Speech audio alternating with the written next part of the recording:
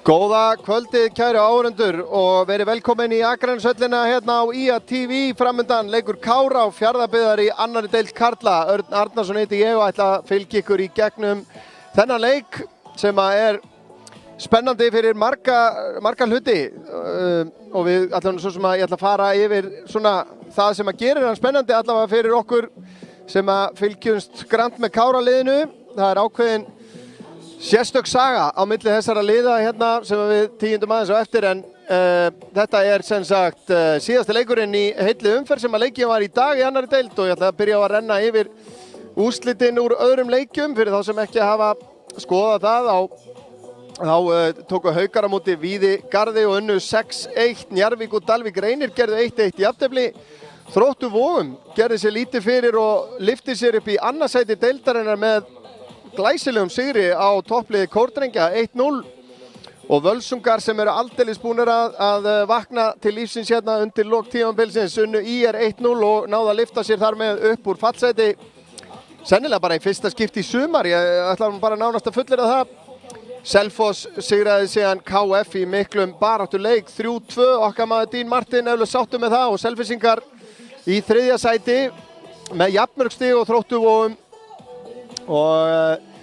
En hér framundan Kári Fjarðabyggð.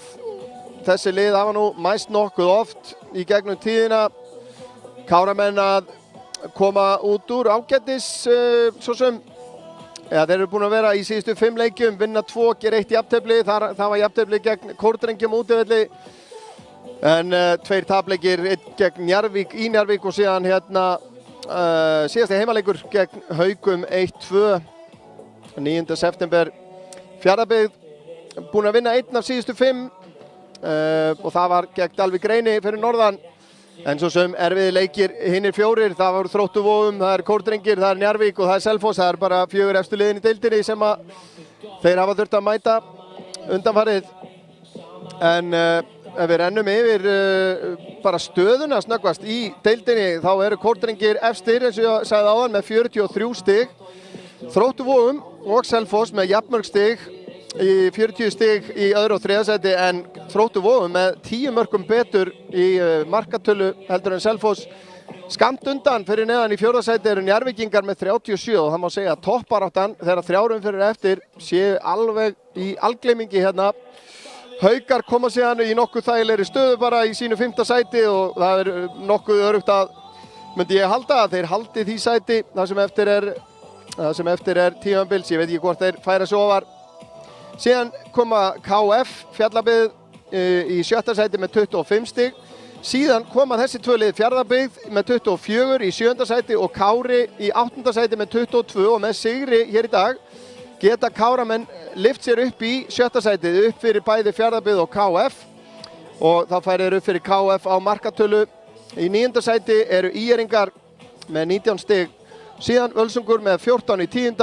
Víði Garði í 11. sæti með 13 stig og í 12. og neðsta sæti Dalvík Reyni með 11 stig en fallbaráttan er galopin, toppbaráttan er galopin og ég hef sagt það áður og segi það enn, ég er ekki frá því að önnur deildin ár eftir ár er mest spennandi og skemmtilegasta deildin á Íslandi í dag og hvet því alla til þess að fylgjast vel með henni enda mikið af beinum útsendingum frá þessum liðum og meðal annars hjá okkur hérna á IA TV. En það sem ég ætlaði nú að segja, það sem er merkilegt og við vorum að ræða hérna ég og félagi minn Snorri Kristleifsson sem verður á myndavélinni hérna í dag að Káramenn, jafnvel þau tímabil þar sem þeir hafa verið að spila hvað best, þá hefur þeim bara gengið bölvanlega með Fjarðabyggð og þessi lið hafa mæst 8 sinnum í deild og bikar og Káramenn hafa ekki unnið Fjarðabyggð nema einu sinni og það var í ágúst árið 2013 og það var í D-deildinni eða 4. efstu deild en síðan hafa bara Fjarðabyggð með markatöluna 34-10 í þessum leikjum og tímabili 2018 sem var nú án efa besta tímabil Kára hingað til þar sem þeir voru í toppbaráttu. Þar steinlágu þeir á heimavelli fyrir Fjarðabyggð 5-1 í fyrsta leik tímabilsins, ef maður rétt, 7. maí. Og töpuðu síðan 3-1 úti það tímabil, en þetta var svona sama hvernig Kára hefur gengið, hvort sem er vel eða illa, þá hefur þeim gengið mjög illa með Fjarðabyggð og meðal annars á síðasta tímabili í maí hérna heimaleikurinn hjá þeim 4-1 tap gegn Fjarðabyggð og ef að Svíar voru Grýlan fyrir íslenska handboltalandslið á sínum tíma, þá virðist vera að Fjarðabyggð sé að verða Grýlan fyrir Kára.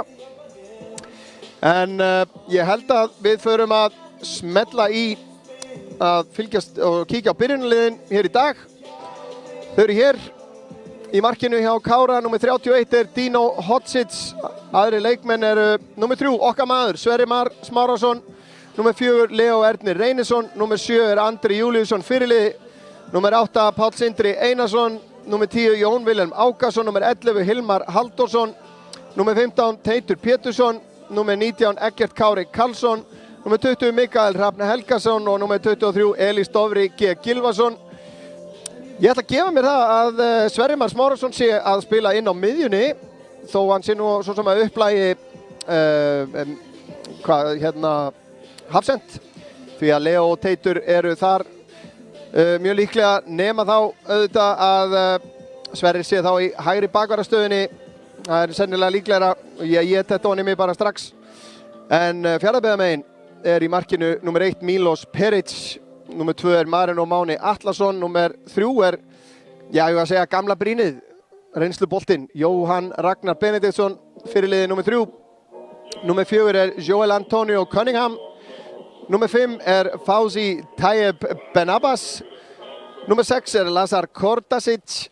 Númer 7 Guðjón Máni Magnússon. Númer 9 Ruben Lozano Ibancos.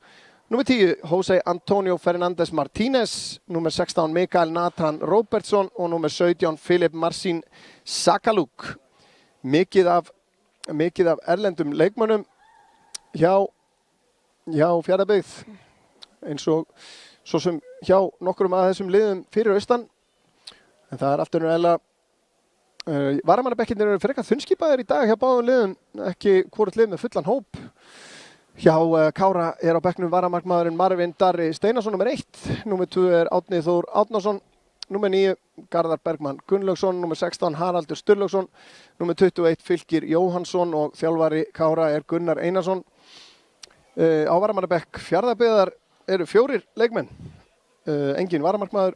Númer 8 er Hafþór Ingólfsson, númer 11 er Stefán Bjarki Sekic, númer 13 Oddur Óli Helgason og númer 20 Bjartur Hólm Hafþórsson, og þjálfari þeirra er goðsögn í fótboltanum á fjörðunum, Austfjörðunum, Dragan Stojanovic.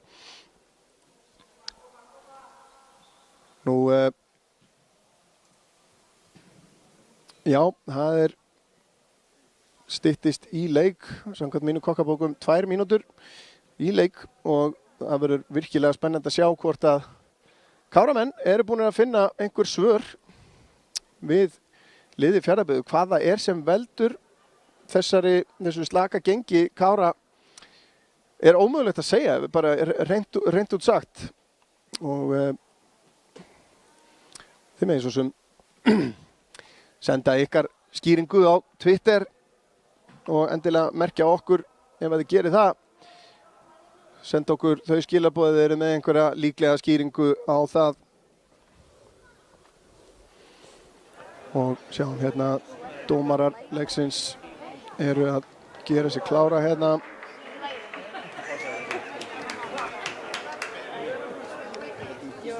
Það er Gunnar Oddur Hafliðason sem er dómari. Aðstoðardómarar hans eru Ragnar Arelíus Sveinsson og Tómas Piotr Zítal. Nú séð Gunnar Odd nokkru sinnum hér í Akraneeshöll.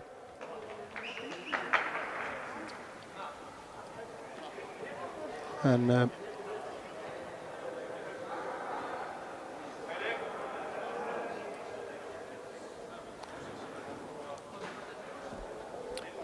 liðin að raða sér upp.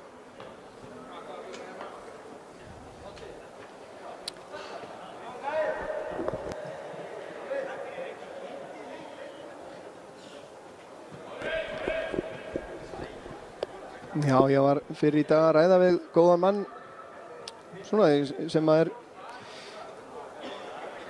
fylgist vel með fótboltanum fyrir austan og þar eru nokkur lið í þarna dreiftum deildir, eitt í lengjudeildinni, Leikni Fáskrúðsfirði, síðan eru Fjarðabyggð og í þessari deild hér og síðan Höttur og Sindri og fleiri lið hérna og Einherji. Það fullt af liðum þarna öll í mikilli baráttu við það að manna liðin og mörg hver í því að ná í marga útlendinga og það var svona okkar niðurstaða. Þarna mætti, og ég hef sagt það áður í útsendingum og ég hef nota tækifærið þegar eitthvað að þessum austfjarðaliðum koma, hvort að það sé ekki að verða tímabært að sameina. Nú til dæmis í þriðja flokki liðið Austurland og í öðrum flokki líka held ég. Og ég ætla bara að leyfa mér að hvetja til þess sem svona fyrrum Austurringur og hérna þannig að við fáum jafnvel eitt stabílt lengjudeildar, jafnvel Pepsi Max deildarlið þarna fyrir austan.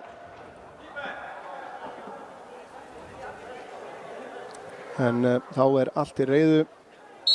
Gunnar blæs í flautuna og leikurinn komin í gang. Það Káramenn sem að hefja leik. Sjáum hérna Sverrir Mar úti að hægra megin. Leo og Teitur í miðri vörninni. Mikael sem fyrir í vinstri bakvarðarstöðunni. Síðan þeir Jón Vilhelm Ákason, Páll Sindri og Elís Dofri inn á miðsvæðinu. Hilmar og Eggert Kári út á köntunum og Andri Júl sem fyrr upp á topp. Jói Ben náttúrulega í sinni stöðu hérna í vinstri bakvörðinni hjá Fjarðabyggð. Hérna Eggert Kári að sleppa í gegn og hann fellur við. Nei, þeim hefur tekist að stíga boltan út þarna greinilega að mati Gunnars.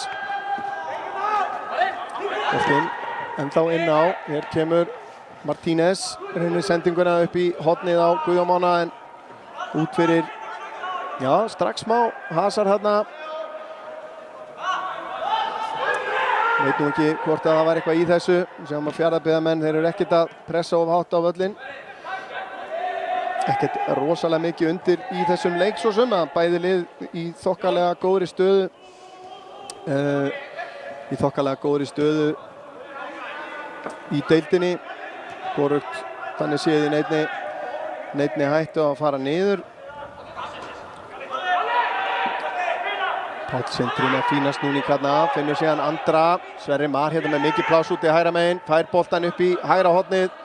Kemur fyrirgjöfin hér, hún niðri og Elís Dofri reynir að taka hann með hælnum. Sverrir búinn að vinna hann aftur, Andri með hann yfir á fjær og fær hann aftur fyrir skotið.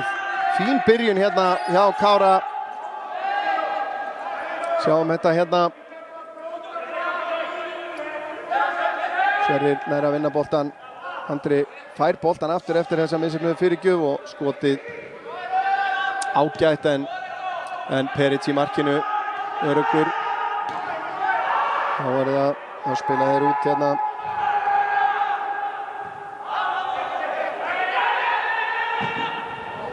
Kemur langur bolti fram.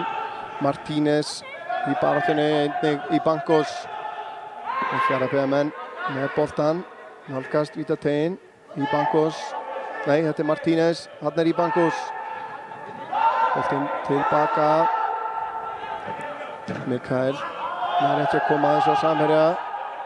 Kordasic aftur á Mikael. Kordasic fær hann. Kemur síðan með reynir að lyfta inn fyrir. Hann dæmd rángstað á gestina.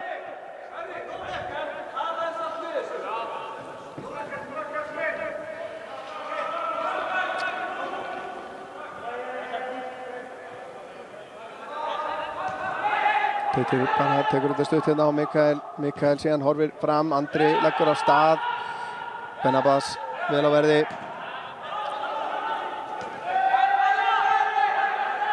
Kordasic setur hann hérna til hliðar. Martínez tilbaka. Jói Ben síðan með hann langan hérna og þarna nær í Bankos ekki að taka með sér. Teitur skallar hann tilbaka á Dino. Dino út á smá Sverrimar, hann finnur Andra í fætur, Andri nær að snúa. Kemur honum á Eggert Kára, Eggert aðþrengdur hérna, Guðjón pressar á hann, Eggert enda með boltan hins vegar, komið fram hjá Jóa Ben og þarna nær Cunningham að komast í boltan. Og Mikael með langan bolta en þetta bara á Teit Pétursson. Káramenn, þeir virðast nú ætla að hafa svona nokkuð náðugan dag hérna í svona miðri vörninni allavega til að byrja með. Káramenn, það ekkert engin press á þeim, Páll með langan bolta yfir á Hilmar, tekur hann vel niður. Mikael fer utan hlaupið en Hilmar leitar inn á völlinn. Smá þrýtingaspil hérna við Andra, boltinn út á Eggert Kári með fyrirgjöfina, þar Andri! Nær ekki að stýra þessum á ramman, sneiðir hann hérna út á hotfána en fínasta uppspil hér hjá Káramönnum. Virkilega skemmtilega þeir taka þetta stuð. Kortasic tekur við honum hérna inn á miðjunni. Spila djúpur hérna á miðjunni. Já, Martínez tilbaka á Cunningham. Það var það Jóhann. Gerði Garðinn fræga með Keflavík hérna á árum áður. En Eskfirðingur að upplægi, langur bolti hérna á Guðjón Mána, Guðjón nálgast vítatein, Sverrir til varnar, leggur hann á Martínez komur upp að endamörkum, nær þessu fyrir en beint nei, hann missir hann aftur fyrir.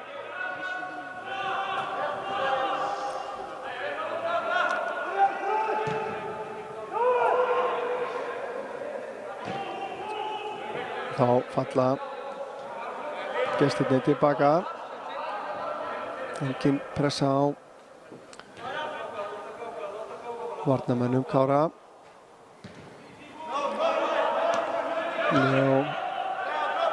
Sverrir fara sér einn góðslega hérna. Jón Vilhelm dettur niður til þess að sækja boltann. Og færa Kára með sig aðeins framar. Eggert Kári fer af stað í hlaupið en smá misskilningur milli hans og Teits. Teitur setur hann hérna upp í hornið. Jóhann setur hann fram á Kortasic. Og hér hættuleg sókn. Íbankos komin í gegn á móti Dino. Íbankos fer og skorar fyrsta markið. Algjörlega upp úr þurru. Þetta var allt of auðvelt. Sjáum þetta aftur hér. Kemur Kortasic. Það smá bara eitthvað Kings sending í gegn. Mikael reynir hvað hann getur að ná þessu en virkilega vel klárað hjá Íbankos.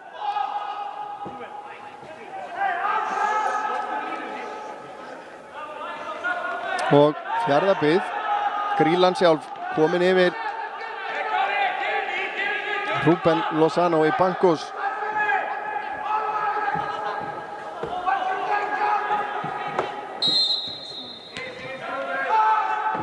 Markið á 7. mínútu.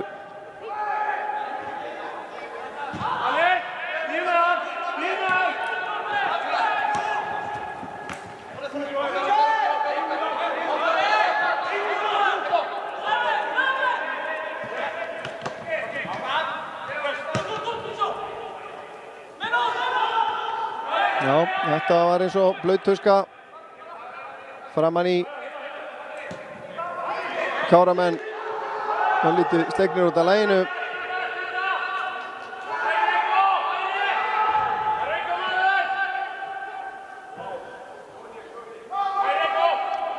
Já, ég slegin út af laginu. Hreinlega. Guðjón vinnur þennan skallabolta. Páll Sindri í mikilli baráttu við Martínez. Hafði betur. Jón Vilhelm tilbaka á Sverrimar. En Káramenn eru svolítið gjarnir á að búa sér til brekkur til þess að klífa í leikjónum. Kannski það sem gerir þessa leiki að svona góðu sjónvarpsefni líka. Það iðulega spenna og drama í þessum leikjum. Og mörk. Guðjón búinn að vinna boltan, kemur með hann aftur hérna í gegn og Íbankos aftur komin í gegn. Dino núna lokar vel á hann. Og Dino ekki sáttur. Sjáum aftur sending hérna, slögsending, tapar boltanum á vondum stað og aftur beint í gegn á Ibancos. En hann Dino nær að loka betur á hann í þetta skiptið.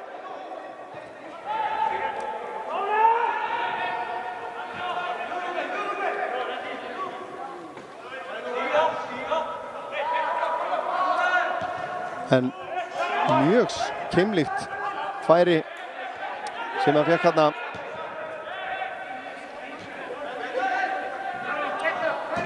Káramenn voru alveg búnir að ógna áður en að þetta mark kom. Fjarðabyggðarliðið ágætlega skipulagt hérna í varnarleiknum. Páll Sindri. Yfir á Leo.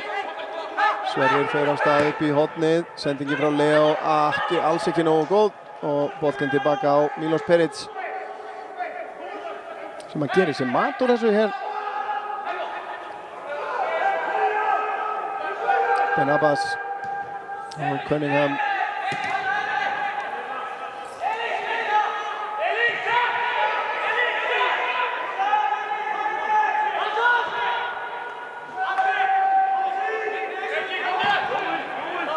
Peric út á Jóhann. Eggert pressar á hann. Vel gert hjá Martínez. Undir pressu frá Páli hérna.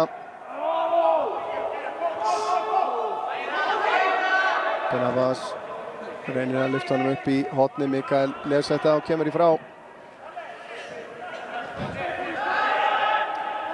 Boltinn hefur teginn, Teitur. Hann vilja nú sýndist mér Marino Máni er að biðja hendi á Teit hérna. Ég er nú ekki viss það.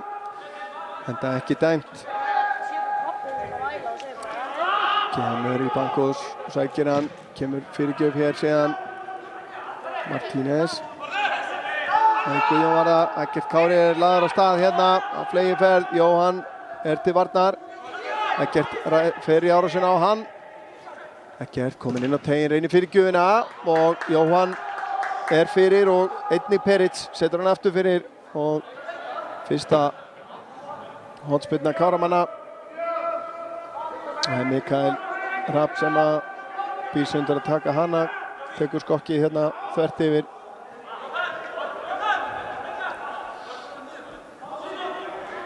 Allir leikmenn Fjarðabyggðar inn í eigin vítateig að verjast. Káramenn geima hérna tvo hérna, boltinn yfir á fjær. Jón Vilhelm vinnur skallan, sinna Andri Jól og Leo með skot í varnarmann og aftur fyrir. Sjáum þetta hérna, mikill atgangur hérna. Jón vinnur skallaboltan, Andri nær ekki að hitta hann almennilega og Leo síðan með skoti í mótherja og aftur fyrir.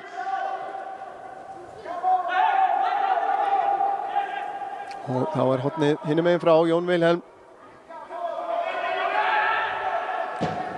Hann er ná nær stöngil og þetta endar í markinu! Jón Vilhelm Ákason beint úr hornspyrnu hérna. Ég gat ekki séð hann kæmi við nokkurn mann á leiðinni. Sjáum að hérna mikill pakki í marktegnum. Peric sér hann bara mjög seint. Hann á ekki viðkomu í neinum leikmanni þarna. Og Jón Vilhelm búinn að jafna metin fyrir Kára á 12. mínútu.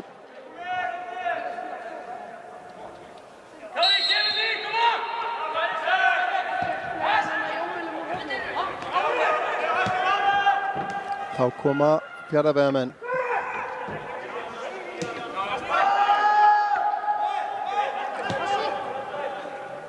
Boltinn inn á teiginn. Tauða færi þarna á Marino.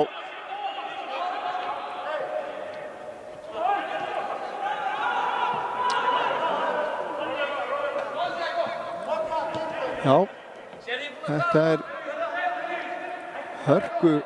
hörku leikur hérna. Eflaust eigum við eftir að fá fleiri mörk hérna, 2 mörk á fyrstu 12 mínútunum. Og allt eins og það var þegar leikurinn hófst.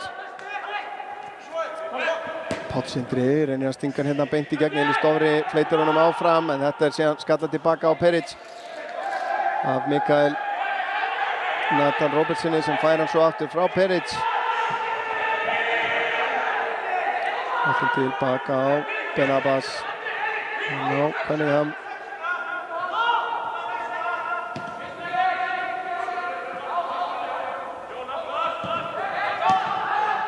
Kemur pressan frá Káramönnum, Eggert Kári reyna að læða sér inn fyrir hérna en Peric vel með á nótunum, kastar hann snöggt hérna út á Jóhann. Andri kemst aftur fyrir boltan og stoppar þetta. Kortasic. Undir pressu frá Elísi Dofra. Elís hangir í honum hérna og aukaspyrna dæmt. Gunnar Oddur ákvað að leyfa þeim ekkert að kljást of mikið.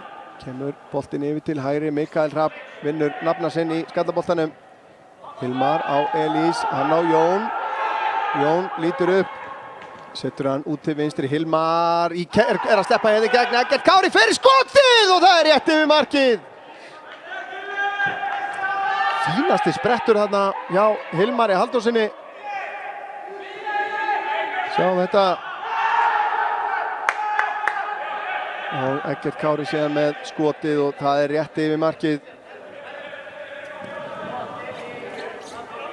Og þá koma leikmenn Fjarðabyggðar. Martínez. Tilbaka á Kortasic. Hann á Cunningham. Kortasic aftur, lítur upp, kemur með hann fram. Teitur les það vel. Ber boltan sjálfur hérna fram, vantar aðstoð, leggur hann tilbaka á Eggert Kára. Þá róa þeir þetta niður heimamenn. Sverrir tilbaka á Dino og þannig losar hann pressuna.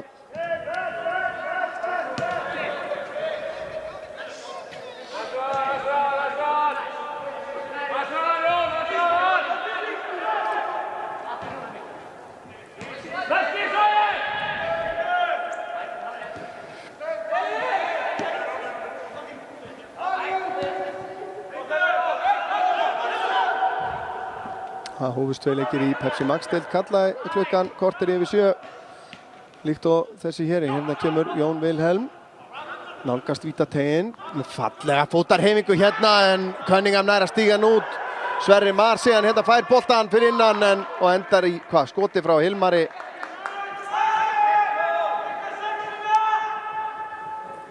Falleg fótavinnan hérna hjá Jóni. Sjáu þið þetta. Við það komast spurning hvort að Sverrir er rangstæður hérna og skoti síðan yfir markið frá Hilmari. En já, þá hófust tveir leikir í Pepsi Max-deild karla klukkan 19:15. HK og Stjarnan, það er staðan ennþá 0-0 eins og hjá Val og Breiðablik.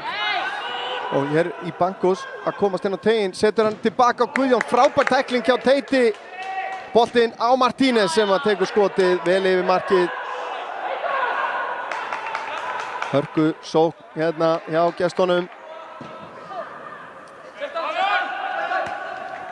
En þessi tækling frá Teiti alveg nauðsynleg. Og skotið síðan vel yfir.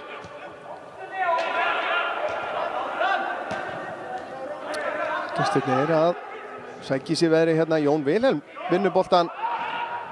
Kemur Filip. Þrengir að honum. Eggert Kári með slaka sendingu tilbaka. Guðjón les þetta. Eggert pressar á hann og af ofmikill hörku. Og þessi bolti var á ferðinni. Þannig að endurtaka aukaspyrnuna.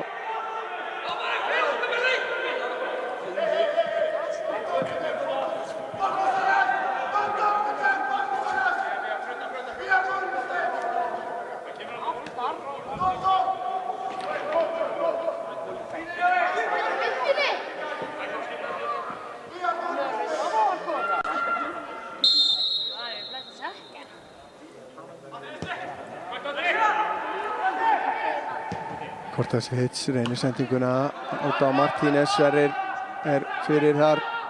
Andri síðan tilbaka á Eggert. Sverrir heldur hlaupinu áfram. En er komin í rangstöðu þarna. Elís Dofri hins vegar eltir þennan. Peric út úr markinu. Vel með á nótunum þarna. Markvörðurinn skiptir yfir til hægri á Mikael.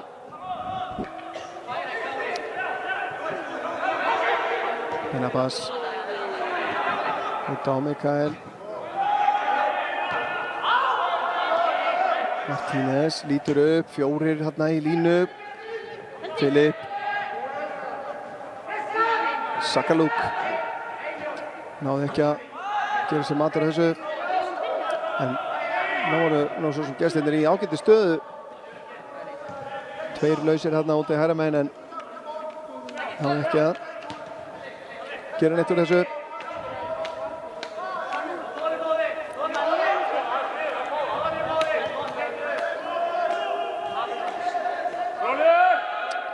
Já, varðandi Pepsi Max deildina ef Valsarar sigra Breiðablik í kvöld þá nú endanlega hægt að kveðja alla spennu úr toppbaráttunni í Pepsi Max.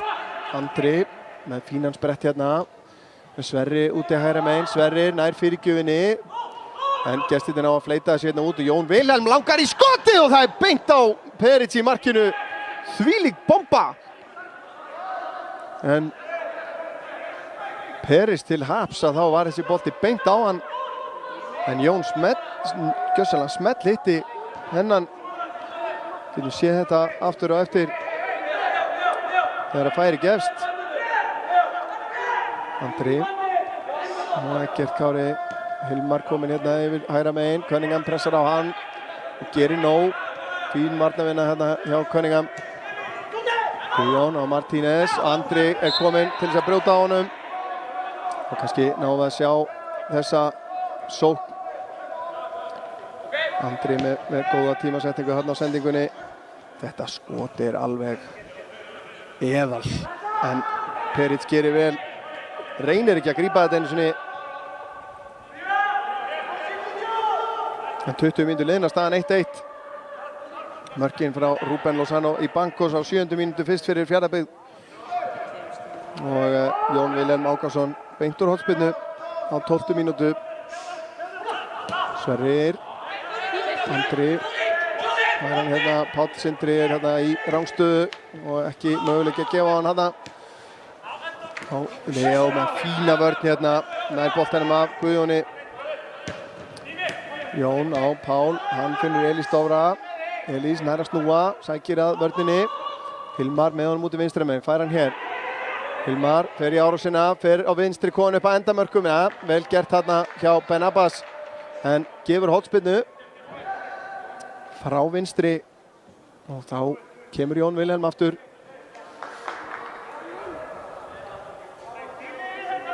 Spurning hvort að efast nú að það hafi gerst ofta menn skori mark úr hornspyrnu oft í leik en það nú alveg áhugavert að sjá það.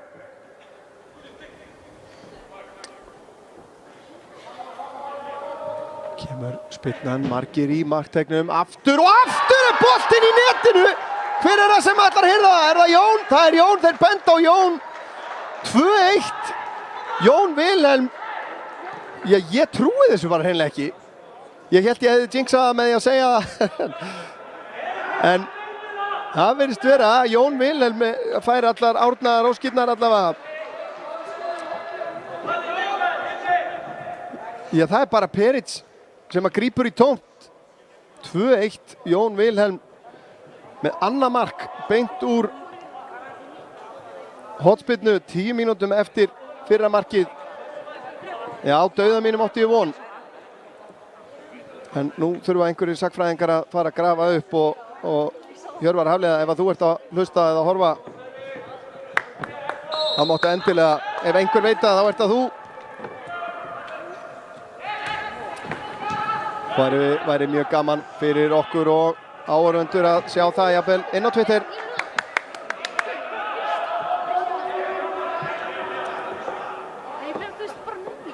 Til að senda okkur þau skilaboð ef einhver veit þetta.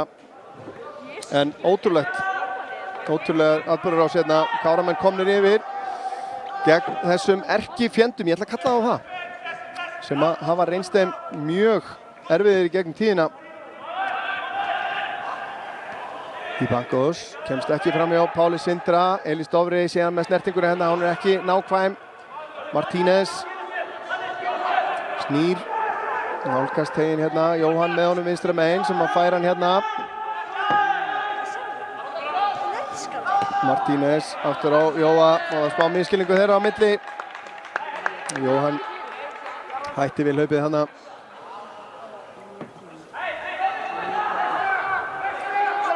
En spurning hvort að Káramenn þurfi ekki bara að fara að spila upp á það að fá hotn frá vinstri. Það er að gefast ágætlega hér í kvöld.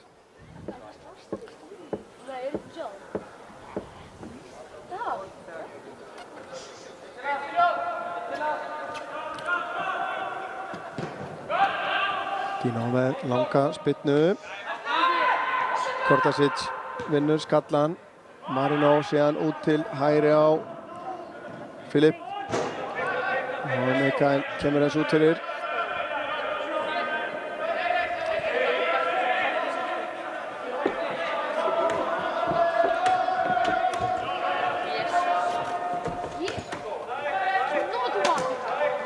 Martínez kemur hann tilbaka á Mikael, hann lyftir honum inn á teiginn.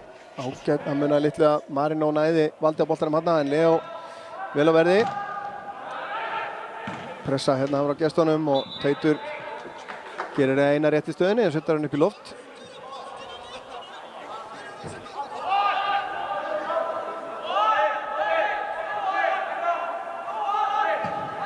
Dino skilar þessum tilbaka á Ben Abbas sem að skiptir honum yfir á Cunningham. Jóhann lyftur honum inn fyrir, það er enginn í hlaupinu þar. Og Leo tekur hann nú hérna. Dino ætlaði sér að hirða þennan. Eggert Kári vinnur skallan, Elís Dofri tekur frákastið. Leggur af stað, Hilmar með honum vinstra megin. Páll Sindri á ferðin inn í teiginn. Eggert Kári nær þessum, setur hann út á Hilmar og Hilmar í skoti en beint á Peric. Ágætlega spilað, fínn sprettur hérna. Elís Dofri ætlar sér hérna aðeins svo mikið, en Eggert Kári gerir vel og leggur hann út á Hilmar, en skotið mátt lítið. Og beint á Milos Peric í markinu. Jóhann á Martínez, hann finnur Guðjón. Guðjón fram á í Banko sem að finnur Martínez. Þetta er vel spilað hjá gestunum hérna. Boltinn aftur fyrir. Teitur nær að vera fyrir gjöfinni og boltinn tilbaka á Dino sem að losar hann langt fram. Elís Dofri vinnur boltan síðan af Cunningham hérna. Andri stingur honum í gegn, en Peric virkilega vel vakandi hérna.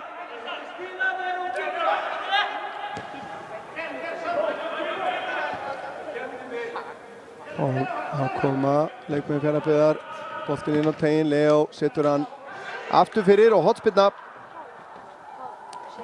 sem að Austfirðingarnir eiga.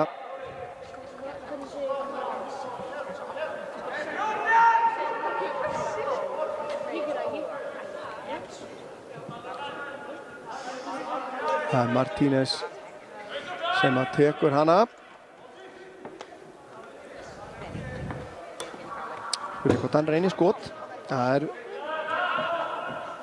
megnið af sóknarmönnum hérna út í teignum. Þetta er lárbolti. Teitur er fyrstur á hann, Cunningham síðan og Marino lyftir honum síðan aftur fyrir. Engin hætta.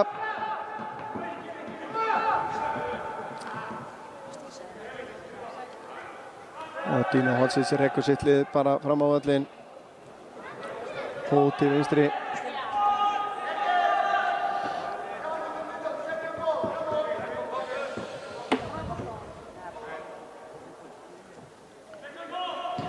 Dino, Andri fleytir þessu áfram upp í hornið en út fyrir.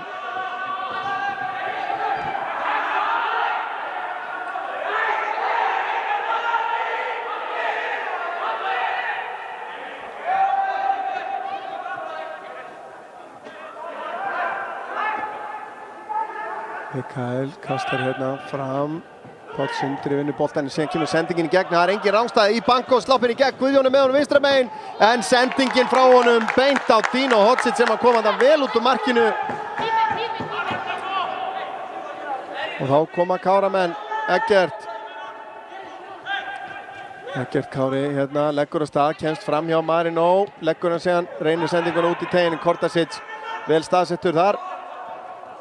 En þetta ágætlega gert Martínez síðan út á Mikael Kortasic.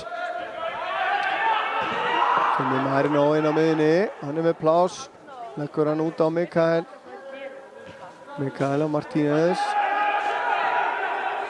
Martínez skiptir yfir á Jóhann, þetta vel spilað.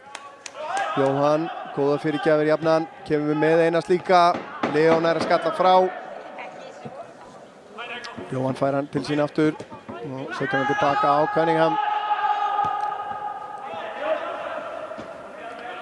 En óhætt að segja að Káramenn hafa nú örugglega andað talsvert léttar hérna þegar þeir sáu þessa slöku sendingu hérna hjá Íbankos sem var komin í kjörstöðu. Sverrir Már skallar þetta inn á miðsvæðið. Páll Sindri með slaka sendingu tilbaka. Íbankos er gríðarlega fljótur, komin hérna í færi og fyrir skoti og Dino Hodzic þarf að verja þetta. Stór hætta, enn eitt færið mjög keimlíkt sem að Íbankos fær hérna. En sendingi frá Páli kæruleysisleg. En sjáu þið hraðan á Íbankos hérna. Og Dino gerir svo sem eins og hann á að gera. Tekka þetta stutt, Martínez aftur á Guðjón segja með hann inn á fjær en það er beint í fangið á Dino Hodzic sem er snöggur að kasta þessu út. Andri reynir að þræða hann í gegn en þetta er beint á Ben Abbas. Hann finnur Martínez. Guðjón út á Martínez aftur. Það er það Filip með, nei, þetta er Mikael. Guðjón. Spila tilbaka. Kortasic. Á Cunningham. Ben Abbas á Guðjón. Hanna Martínez sem spila þetta þröngt hérna, þeir gera þetta vel. Kortasic skiptir yfir á Jóhann sem að tekur hann í fyrsta inn á Filip. Dino út úr markinu og gerir þetta ljómandi vel. Þannig að Filip Marcin Sakaluk nær ekki að komast í boltan. Mikael Hrafn, þessi of hár. 31 mínúta liðin, staðan 2-1.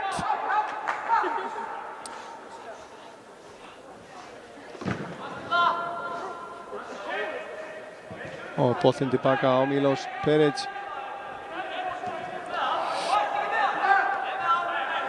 Eins og við komum inn á hann, eins og staðan er núna, þá myndu Káramenn lyfta sér upp í 7. sæti í annarri deild. Fín pressa hérna hjá Kára, Cunningham lyftir honum fram.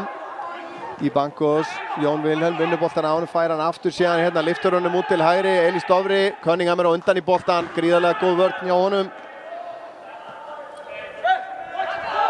Staðan er þá markalaus í báðum leikjunum í Pepsi Max deildinni.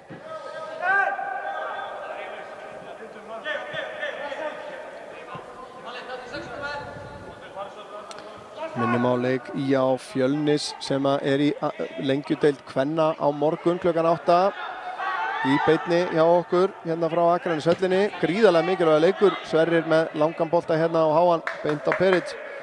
En á Fjölnir getur svona slitið sig frá fallsvæðinu með sigri á Fjölni. Fjölnir situr sem stendur í 9. sæti með 7 stig, í 8. sæti með 12 og það er gríðarlega mikilvægt fyrir Skagakonur að ná að slíta sig hérna 8 stigum frá Fjölni, en sigur Fjölnis gæti hleypt öll í bál og brand hérna í botnbaráttunni í lengjudeild kvenna.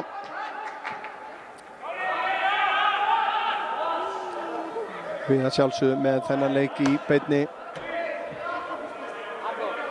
eins og aðra leiki hjá meistaraflokki kvenna. Elís Dofri dæmdur brotlegur.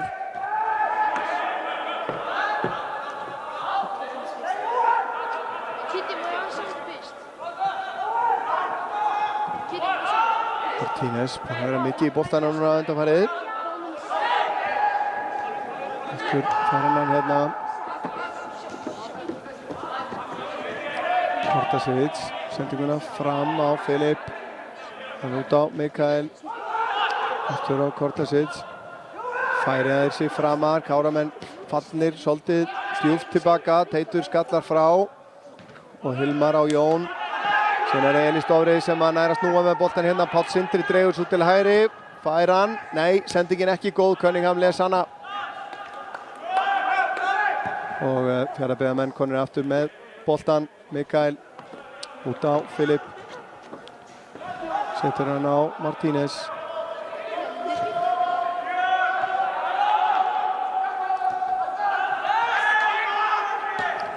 Kemur sendingin í gegn í Bankos. Aftur koni færi og hann dæmdur rangstæður hérna. En ákaflega vel klárað.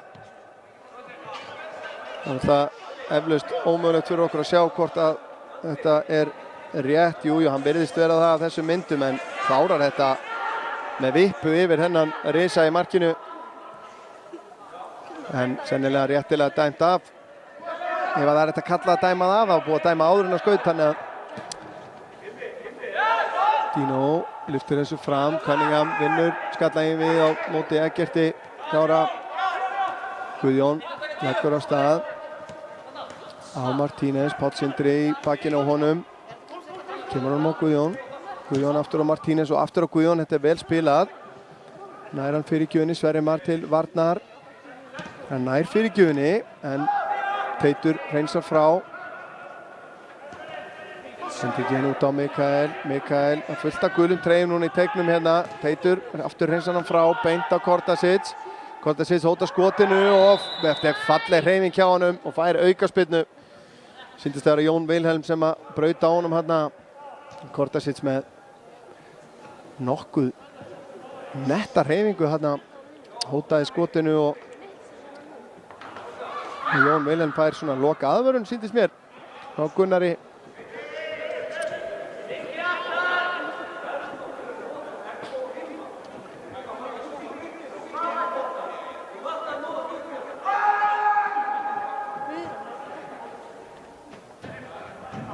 Það er bara að segja það, Gunnar hefur nú iðulega komist vel frá sínum verkefnum hér í Akranesi sem að ég hef séð til hans.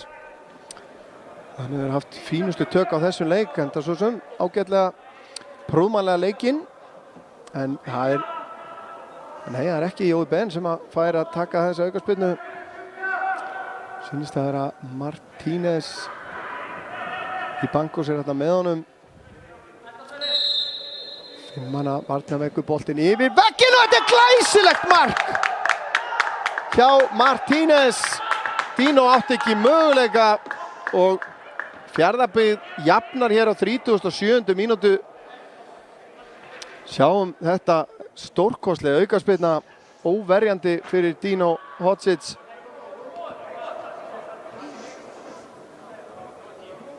Algjörlega smell hittir hann. Og já,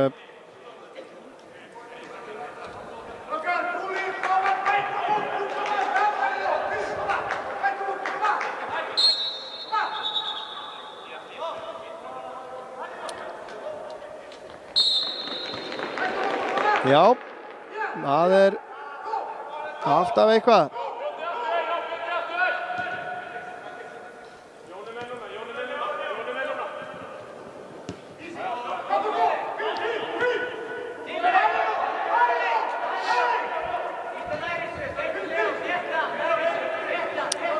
Það er Káramenn sem sækja.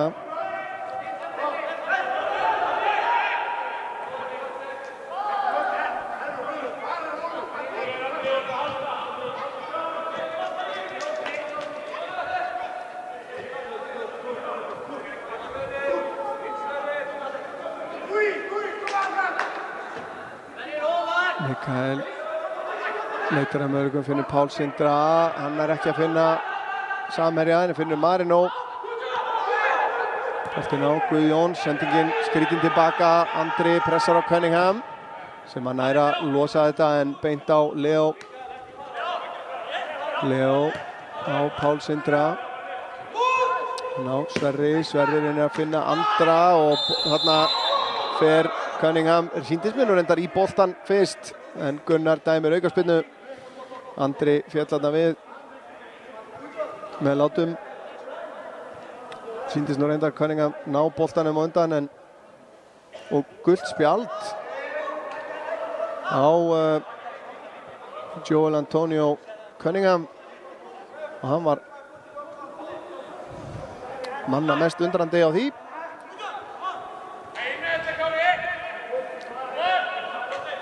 Og aukaspyrna hérna á fínum stað. Páll Sindri tekur hana eflaust. Andri rölti sér í áttina að vítategnum. Eggert Kári býður sig úti hægra megin. Spurning hvort að Eggert ætti nú ekki að vera í baráttunum skallaboltana hérna. En Andri læði sér hérna aftur fyrir og þetta var skemmtilega gert. Ég var nú búinn að sjá þetta fyrir. Ég ætla nú bara að halda því fram. Andri var mjög svona limskulegur hérna. En hann nær ekki alveg, hann þarf aðeins að sækja hann hérna og skotið í varnarmann og aftur fyrir.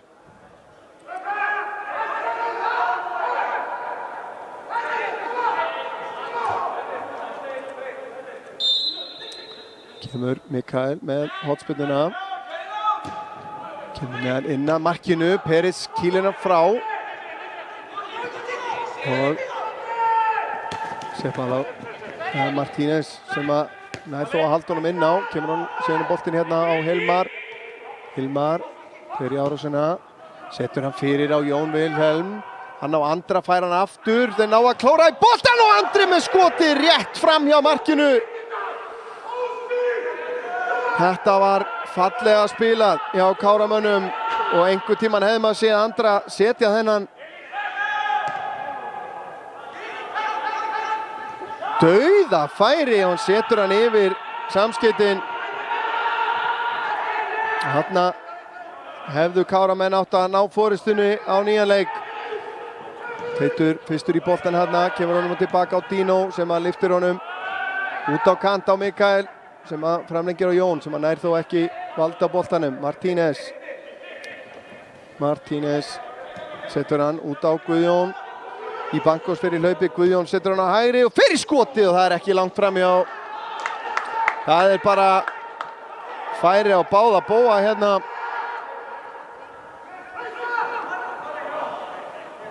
Fínasta hreyfing hérna hvernig hann býr sér til færið hérna en Dino var svo sem vel á verði þarna. Hörku stuð í Akraneshöll hérna á sunnudagskvöldi í lok september. Það var í mikilli baráttu hérna sem boltinn settur inn fyrir. Peric út úr markinu og út úr tegnum. Kemur hann á Jóhann. Jóhann, Andri pressar á hann og innkast dæmt.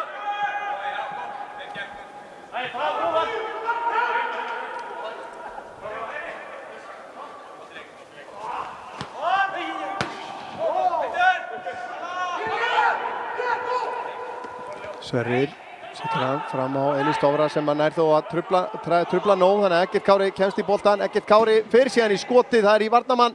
Andri síðan við það að ná að tækla boltan hérna á undan Peric en tókst ekki.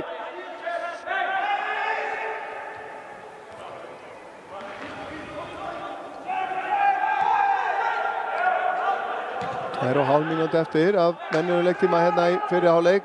Eflaust ekki miklu bætt við, engar tafir orðið á leiknum. En hún har 4 mörk hérna.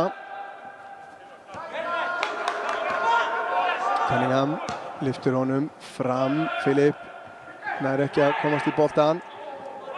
Martínez missir á honum. Páll Sindri lítur upp, finnur Eggert Kára sem að setja hann tilbaka á Teit. Teitur út til vinstri á Eggert Kára aftur. Eggert vantar stuðning hérna.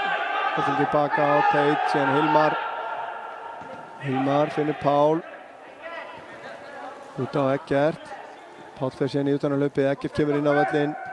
Setur hann á Andra, tilbaka á Elís Dofra. Lipurt spil hérna. Boltinn síðan út til hægri. Guðjón er á undan. Sverrir Mar sem eflaust að ná sér í gult spjald hér. Þykir mér ansi líklegt. Jú, stoppaði þarna, Guðjón las þetta vel. Ætlar Gunnar að spjalda hann eða spjalla? Spjald eða spjall, það er spurningin. Sýnist að vera bara spjall, nei, hann hætti við. Sverrir Mar sá ekki spjaldi var á loft en ég held að hann hafi vitað því.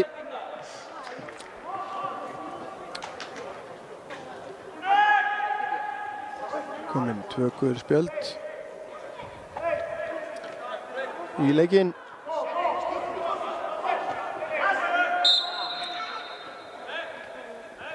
Rétt tæp mínúta eftir og Jóhann setur hann tilbaka á Peric. Andri pressar, en hann er einmanna í þeirri pressu og Benabas ber boltan fram. Káramenn á að vera á milli hérna trufla þessu sendingu.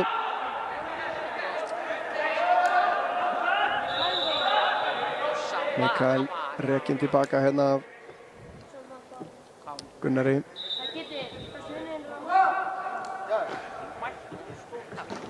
Martínez nær ekki valdi á þessum bolta. Jón hreinsar hann inn á miðuna. Kortasic út á Jóhann. Jóhann út á Guðjón. Sverrir til varnar. Guðjón leggur hann stað. Kemur boltanum fyrir markið og hann kemur fallegur flugskalli.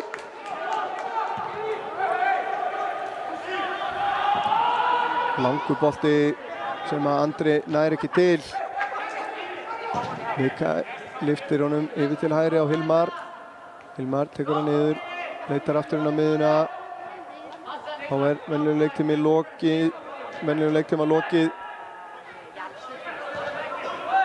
Hilmar á Pál. Elistóri nær að snúa. Kemst ekki nálægt markinu hérna. Páll Sindri lyftir honum inn á tegin. Þetta er allt og innilega og beint í fangið á Peric.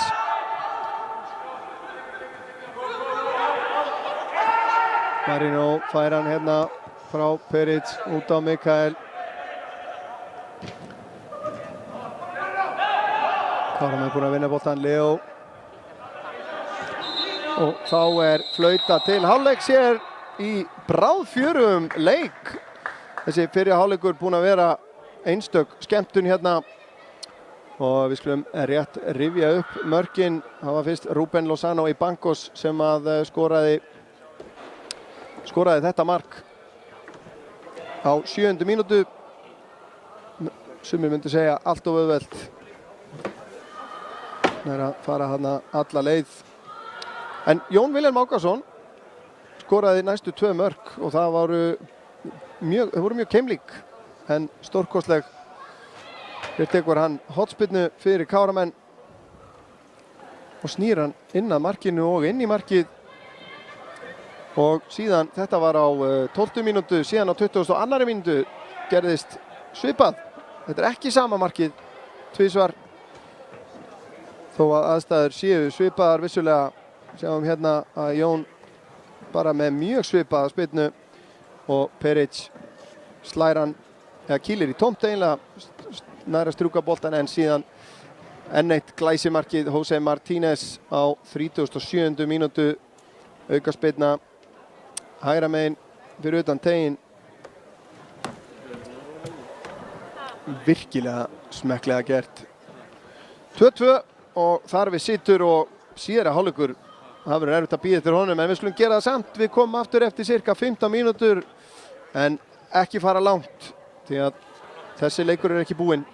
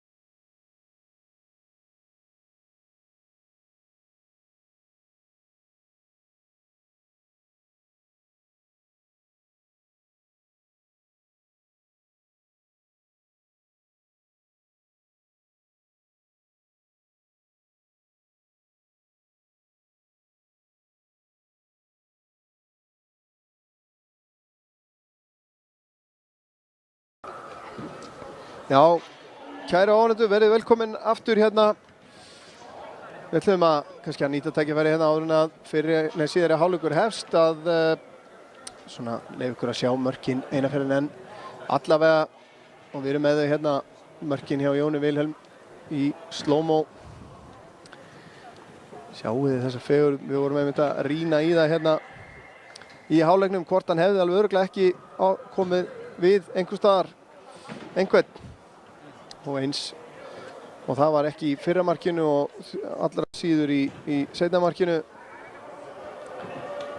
Það bara Peric sem að snerti boltan þarna en síðan það þetta gullfallega mark hérna beint úr aukaspyrnu hjá Martínez. Þetta algjört augna konfekt en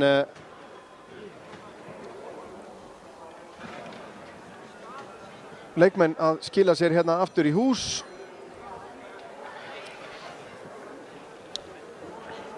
Og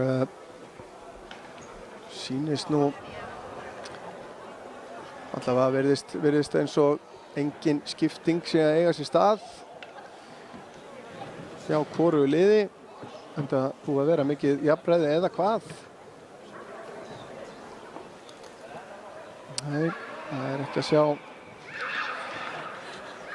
Búið að vera gríðarlega spennandi leikur. Við gætum verið komið með miklu fleiri mörk í þennan leik. Já, báðum megin. Og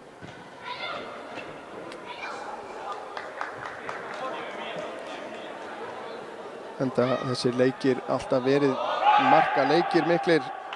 Leikirnir á milli þessara tveggja liða.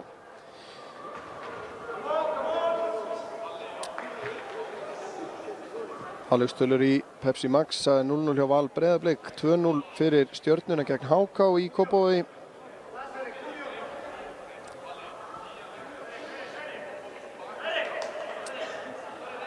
Svo við höfum komið inn á þá þetta síðasti leikurinn í dag af 6 leikjum í annarri deildinni. En liðin óbreytt og það eru gestirnir sem að hefja leik. Mikael upp í hornið á Filip. Mikael hrapp til varnar og Filip ennþá að Jón Vilhelm kemur til hjálpar. Pressa núna Fjarðabyggðar menn og eru við það, nei, þeir ná að vinna boltan hérna. Páll Sindri mættur á svæðið. Martínez stingur inn fyrir á Marino síðan reynir fyrir gjöfina en Teitur fyrir. Kortasic missir hérna af boltanum. Andri á fleygiferð. Kannar möguleikann, Eggert Kári kemur á ferðinni, sendingin aðeins og laus. Eggert þarf að stoppa. Eggert að leita fyrir gjöfinni, finnur hann ekki, fær boltan aftur. Boltan tilbaka á Sverri með fasta fyrirgjöf hérna. En Martínez finnur síðan í Bankos hérna, gríðarlega fljótur í Bankos. Það kannski ekkert skrítið að Fjarðabyggðarliðinu líði vel í þessari höll eins og við hefum jafnan gert. Það eru nánast, þetta nú systra hús hérna, Fjarðabyggðarhöllin á Reyðarfirði og Akraneshöll. Heldur séu bara nánast alveg eins í hönnun, þannig að þeim líður eflaust bara eins og séu heima hjá sér. Þeir spila hér. Benabas á Filip. Filip nær að snúa að vörninni, reynir sendinguna sinni gegn á Marino Mána Atlason en hún allt of löng. En lið Kára þannig skipað í meiri vörninni eru þeir Leo og Teitur. Hægri bakvörður Sverrir Mar. Mikael Hrafn í vinstri bakvörði, síðan 3 manna miðja Jón Vilhelm Ákason, Páll Sindri og Elís Dóri. Síðan 3 manna línan fremsta Hilmar Halldórsson, Eggert Kári Karlsson og Andri Júl. Kemur stungusending upp í vinstra hornið í Bankos. Guðjón kemur á ferðinni, Leo skallar út, Marino tekur frákastið. Leggur hann tilbaka á Kortasic. Barinn og aftur. Hann á Martínez, Eggert Kári. Náða að stela boltanum á honum hana.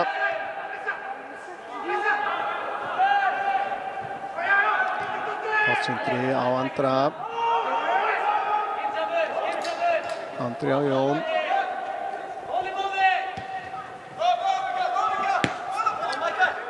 Já, lið Fjarðabyggðar þannig skipað í vörninni af Jóhann Ben, vinstri bakvörður og Mikael Nathan Robertsson, hægri bakvörður.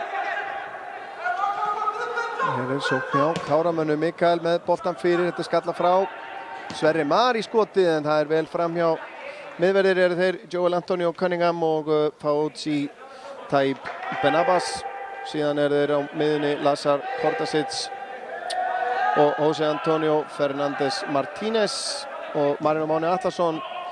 Á vængjónum eru þeir Filip Marcin Sakalúk og Guðjón Máni Magnússon og Ruben Lozano í bankos fremstur þeirra gestana. Þetta eru liðin sem að hófu leik og eru hér enn. Marino fleitir þessu áfram með Jón Vilhelm nær til boltans. Fín snerting hann og komir hérna á flegiferð. Opnast fyrir hann, flugbraut. Jón Vilhelm farið í bakið á hann og hann fær aukaspyrnu hér. Hvort það var Kordasic sem að fór í bakið á hann endanum. En þarna opnaðist bara þessi fína gátt fyrir Jón. Ætla að vera snöggir að taka þetta hérna en það var of langur tími liðinn.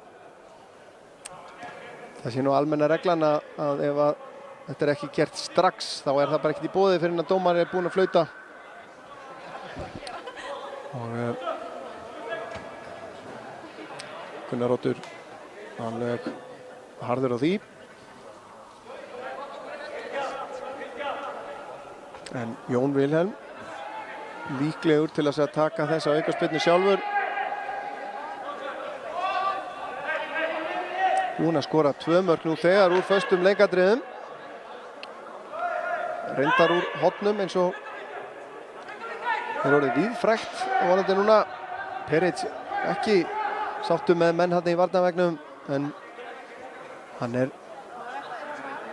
hár veggur. Jón fer í skotið beint í varnarveginn og þarna vilja Káramenn fá hendi. Þeir ná svo að hreinsa þetta frá. Veit nú ekki með það. Jón komur með boltan aftur í bankos, reyndi að brjóta á honum hann en tókst ekki. Jón Vilhelm og Páll Sindra. Páll lyftur honum út til hægri. Elís Dofri síðan í fyrirgjöfina yfir á fjær. Mikael skallar hann út fyrir teginn. Þar Hilmar, leggur hann tilbaka á Mikael Hrapp sem kominn inn á teginn og markspyrna síðan dæmt. Skulum að sjá aftur þessa aukaspyrnu hérna, hvort að það eitthvað í þessu. Kemur spyrnan. Nei, það aldrei hægt að dæma henda á þetta. Ég held að það sé tómt mál að tala það.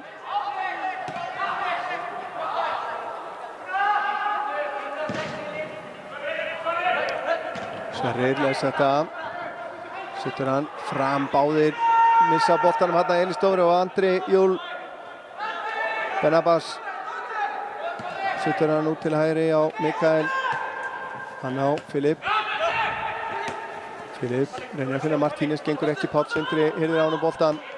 Hann á Elís Dóra. Hann róar þetta niður. Teitur skiptir yfir til hægri á Eggert Kára sem hann að taka hann á kassa niður. Jóhann síðan verður hérna árekstur þeirra á milli og varna Sverrir Mar alveg brjálaður. Hann var nú að passa sig hérna, vonum að Eggert Kári standi þetta af sér. Mikið læti. Sjá hvort við getum séð þetta aftur hérna. Kemur langur bolti yfir og þarna fer nú vissulega hendin á undan en hvort að það hafi verið eitthvað viljaverki á mjög erfitt með það. Ég ætla ekki að fara að halda því fram hér En engin aukaspyrna heldur sennilega.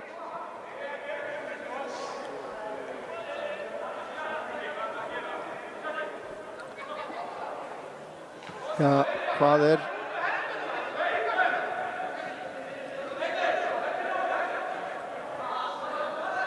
Sjáum þetta einu sinni enn hérna örlítið nær.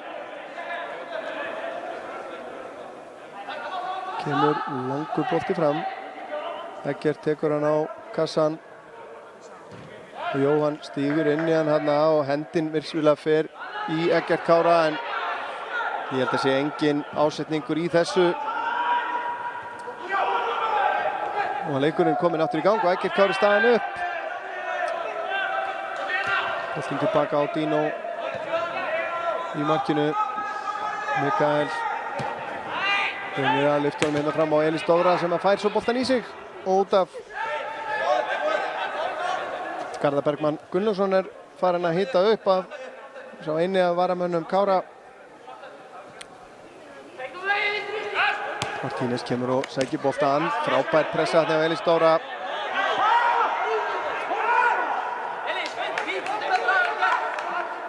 Og innkast dæmt. Mikael með innkastið, Teitur skallar frá og aukaspyrna dæmt síðan á Teit. Það er komin einhver svona kergja í mannskapinn hérna, sýnist mér. En aukaspyrna dæmt á Teit. Þessar fyrstu 10 mínútur hérna í síðara hálfleik. Það er svo sem liðið nokkur hratt. Þannig að séu svo sem mikil tíðindi. Kortesits með aukaspyrnu, lyftur þessu inn á fjársvæðið og það er flöggur ástæða og markspyrna bara dæmt. Látum það duga, segir Gunnar dómari.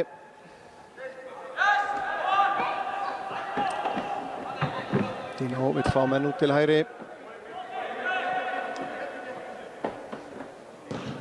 Spyrnir hérna fram á miðsvæðið. Andri kemur á móti boltanum, tekur hann á kassan. Út á Eggert Kára. Eggert leggur á stað. Eggert, hann nálgast endamörkin hérna. Jóhann tæklar boltan á honum. Þetta er frábær vörn á Jóhanni. Eggert Kári síðan í baráttunni dæmdur brotlegur. Og enn og aftur eru Káramenn ósáttir við dómgæsluna. Og Guðjón liggur hérna sár eftir. Vonum að það sé ekki mikið. Jói Ben haltar þær einnig eftir þessa tæklingu sína.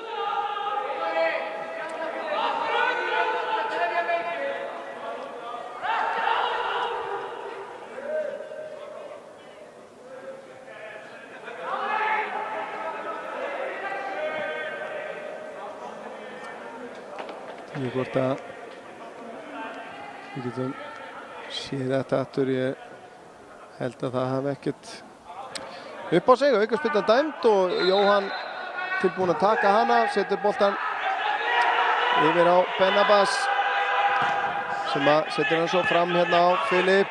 Pressa Káramenn. Filip rekinn tilbaka og hann setur hann nánast í okkur hérna. Við erum að vera ekkert að því.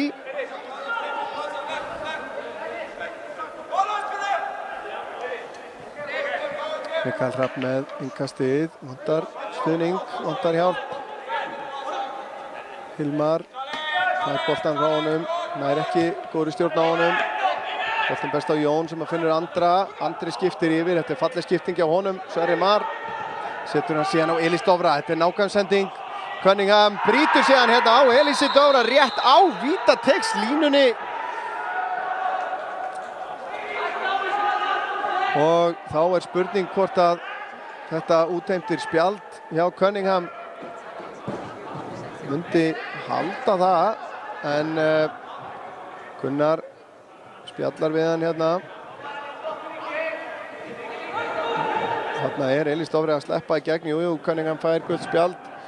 Sjáum hérna aðdragandan að þessu hérna. Og Þetta var seinna gula spjaldið á Cunningham og þá eru Fjarðabyggðarmenn orðnir einum færri. Joel Antonio Cunningham kveður og stálheppinn ætla ég nú að segja að sjáum hvar boltanum stilt upp. Þetta bara fet fyrir utan vítateig. Stálheppinn að þarna skildi ekki vera dæmd vítaspyrna en réttilega held ég gefið gult spjald þarna miðað við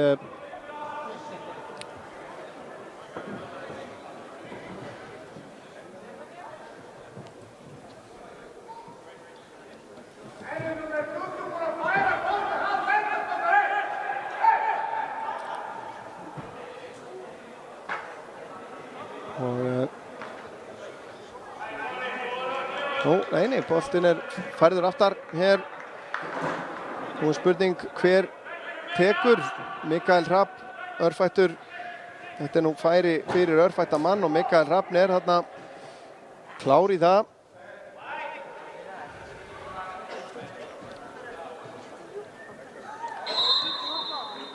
Kemur skotið en það vel yfir markið. En þetta gæti gjörbreytt þessum leik.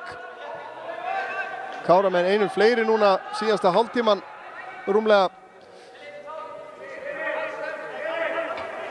En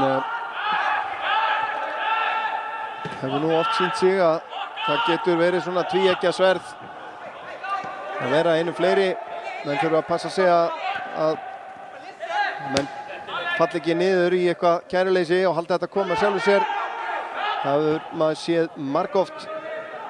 Sverrir á Andra, hann á Eggert Kára, Páll Sindri lyftur honum inn fyrir. Sverrir Mar var hættur í hlaupinu þarna og fín varnarvinna þarna hjá Guðjóni.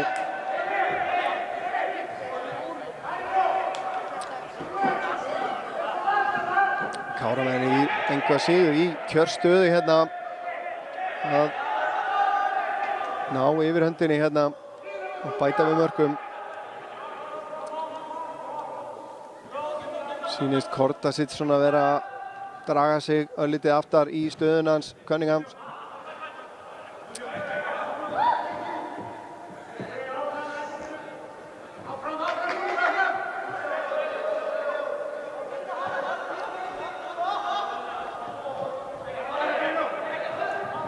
Sverrir kastar þessu fram á Elís Dóra, hann finnur Andri með tvo menn hérna úti vinstra megin. Mikael lætur hann fara fyrir Hilmar.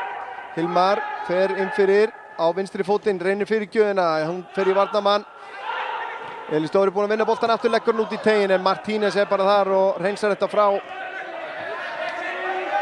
Geta Káramenn sett þunga í sóknina hérna en þá má ekki gleyma því að í Bankos hérna framherji Fjarðabyggðar gríðarlega fljótur og hér koma þeir einmitt. Martínez reynir stungusendinguna í Bankos, hann kemur á móti, setur hann á Guðjón á flegiferð hérna. Páll Sindri krafsar í hann, Guðjón að sleppa hér í gegn.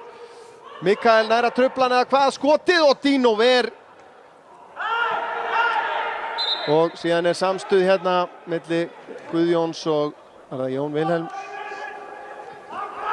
en þetta var hörku upplaup og ágætis áminning það hvað það býr hellingur í þessu Fjarðabyggðarliði en hérna næri nú Mikael. Spurning hvort það brot þarna en Dino ver þetta vel með fætinum. Þessi var á leiðin inn en Jón Vilhelm heldur hér enn höfuð sér. Sáum hérna í síðasta leik hjá meistaraflokki kvenna hrikalegt atvik þar sem að tveir leikmenn úr sikkoru liðinu lentu í samstuði þar sem að einn leikmaður í að var stuttur að velli alblóðug en hér sýnist menn vera Jón heldur ennum höfuð sér en það kemur hotspyrnan. Það Martínez sem að tekur hana og það innkast skalla frá.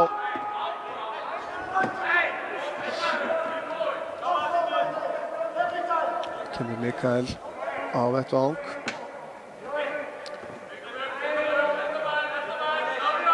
Þeir setja þunga í þessa sókn. Filip tilbaka á Mikael. Mikael síðan með minn háan bolta beint í fangið á Dino.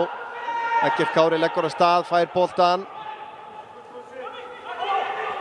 Eggert ennþá með boltan. En Ben Abbas næra truflan. Hægja á þessu upp. Páll Sindri skiptir yfir til hægri. En Kortasic las þetta vel. Skallar hann á Guðjón. Síðan það Martínez hérna aftur á Guðjón.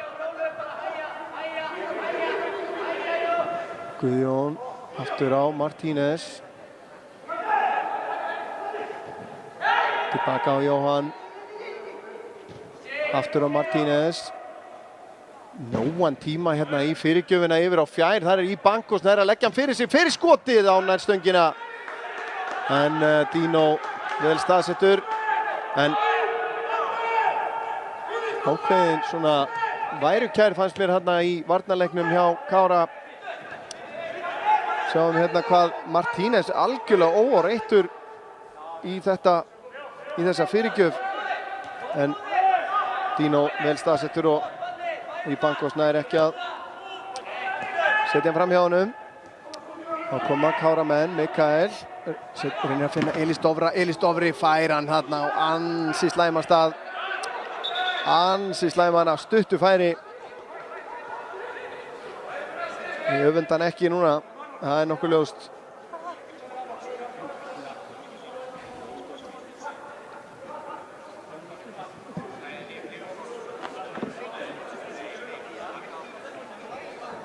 En innkast sem að Kára menn eiga hins vegar.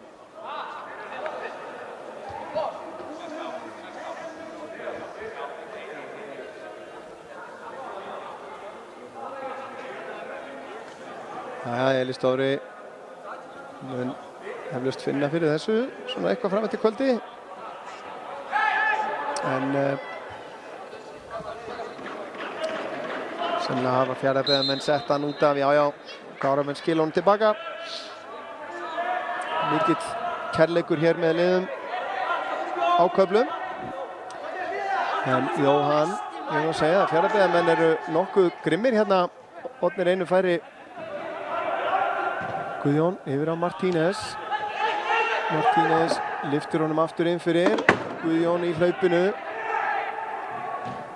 Og fín vörn hjá Sverri en hornspyrna.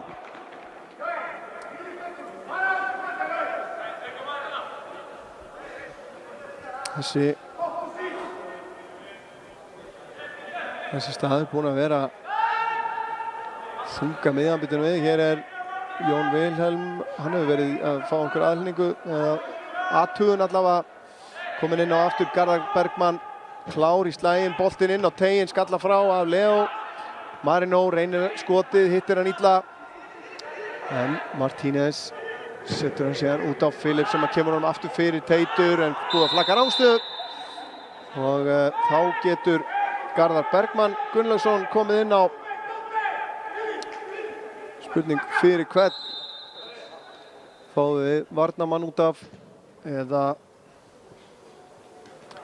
miðjumann. Hver er það? Það er Hilmar Halldórsson eða hvað? Nei, Sverri Mar, hann alltaf á gulu spjaldi. Sverri Mar fer af velli og þá fer Hilmar Halldórsson niður í hægri bakvörðinn.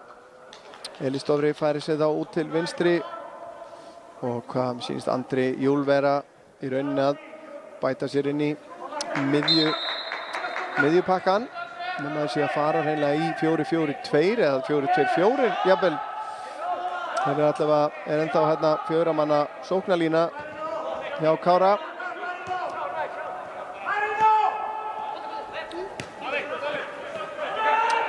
Kemur Mikael Rapp, kemur Elís Dofra. Elís nær að snúa, vinnur hornspyrnu og þá kemur Jón.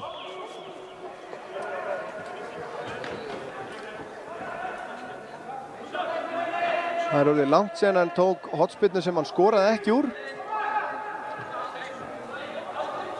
Þannig að spurning hvort að verður breyting á því núna. Hann vill ekki sjá það, Elís Dofri bjóði sér stutt hérna. Kemur spyrnan inn að markinu en núna er hún yfir markið. Óhræddur við að reyna skot hins vegar áfram.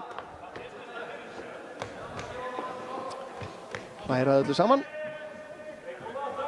Mátti reyna þetta, skrá sig fyrir víst í sögubækurnar. Fjarðabyggðarmenn að spila út úr þessu. Peric pressaði hann lyftir honum út í áttina Mikael. Elís Dofri les það vel. Garðar Bergmann finnur Andra.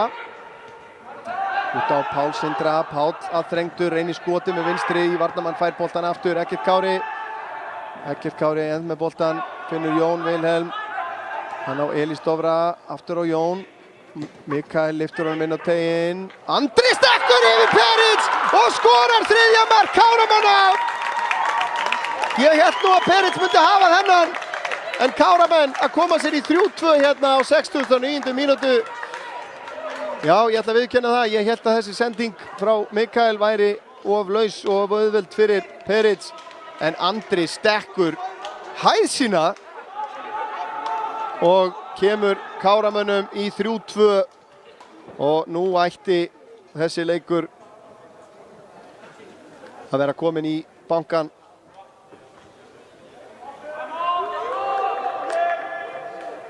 Vonum það allavega.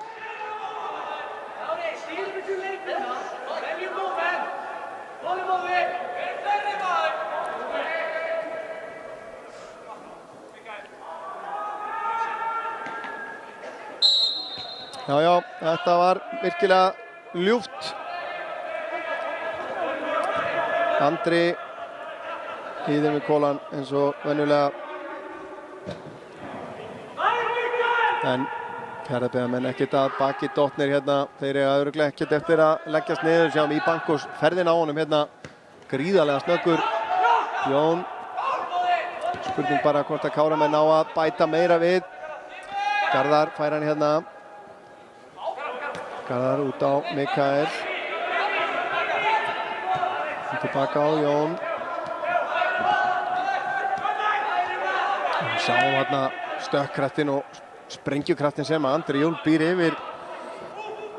Hann var hérna bara, þó að Peric væri með uppbrettar hendur, þá var Andri herri með höfuðið. Smá kæruleysislegt hérna hjá Káramönnum. En þeir leysa þetta. Eggert á Andra. Tilbaka á Dino. Að gera að láta knéfylgja kviði. Þeir óska eftir því hér. Komnir í einhvern smá reit hérna. Jón og Andri komið nokkuð aftarlega á völlin hérna. Stingur honum upp í hægra hornið. Hilmar tekur hann niður með bakinu. Fagmannlega gert. Tilbaka á Eggert Kára. Eggert Kári reynir að koma honum inn á teginn. Boltinn rekkur til Hilmars. Hilmar reynir fyrirgjöfina í Jóhann og aftur fyrir. Og hornspyrna frá hægri. Og það er Mikael Hrafn sem ætlar að snúa hann hérna inn á Martein. Fjarðabyggðarmenn að hita upp þarna.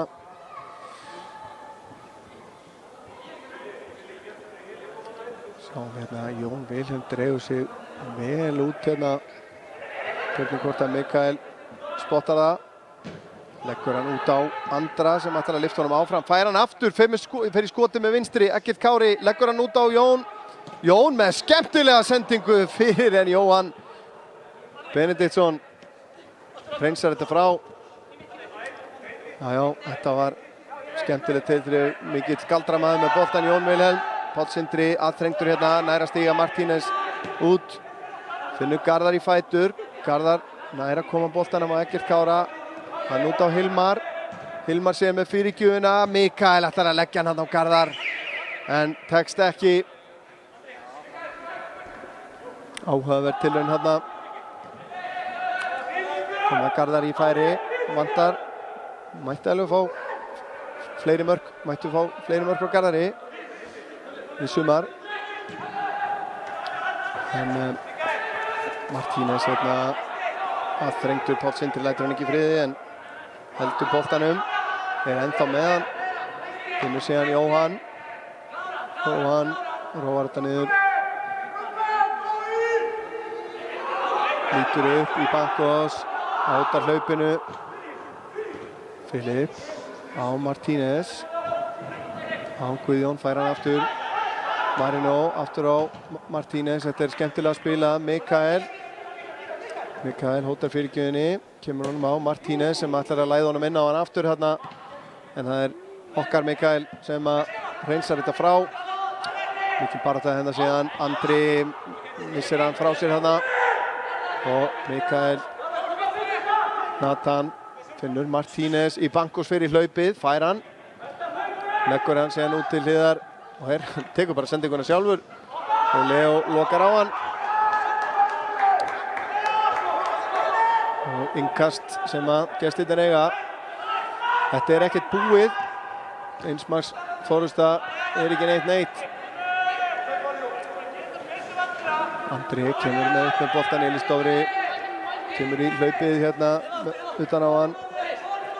Elís með smá töfra brögð hér. Róaðir þetta hérna, Andri skiptir yfir á Leo. Herðabæðamenn safna kröftum hérna í vörninni. Báttsindri á Jón. Jón á Garðar, spilaðir hérna stutt sín á milli. Jón lyftir hún síðan hérna, Elís Dofri komin inn fyrir og kemst fram hjá Peric en nær ekki að stýra þess á markið. Reita boltinn hjá Káramönnum. Endaði með þessari sendingu hérna, móttakan hjá Elís Dofra. Hann nær bara ekki utan boltan hérna til þess að setja hann á markið.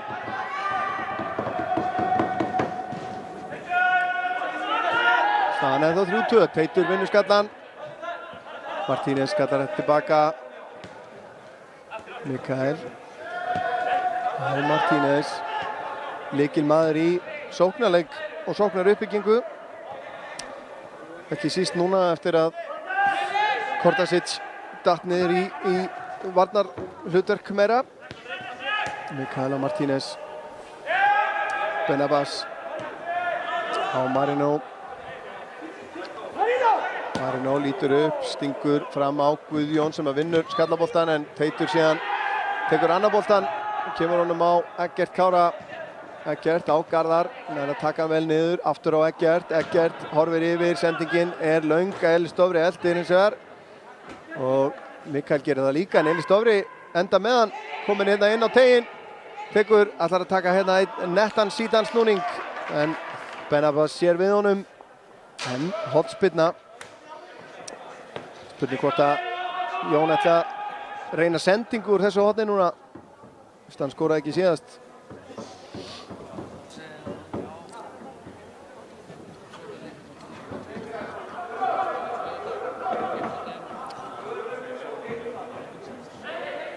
Leo Teitur, þetta kemur fastur bolti inn á teginn.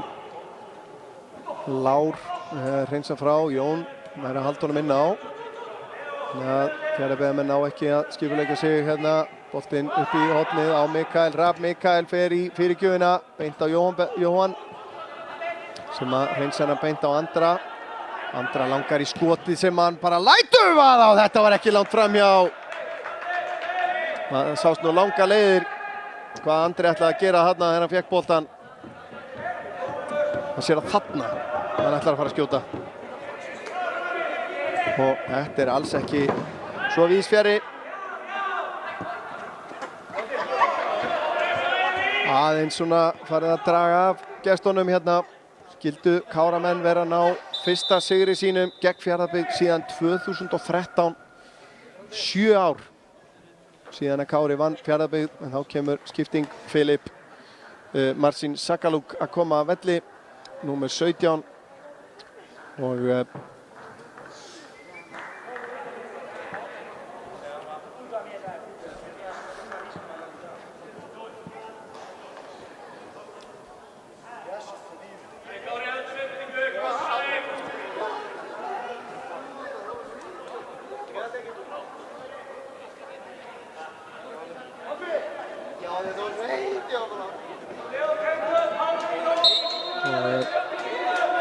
staðfest og sem á eftir sjáum hvaða númer var á honum sem að kom inn á. Leikmaður númer 8 Hafþór Ingólfsson sem kemur inn á miðsvæðið. Hilmar á Pál Eggert Kári. Páll Sindri lítur upp. Finnur Garðar sem ætlar að reyna að læða honum inn fyrir og Elís Dofra nær því ekki.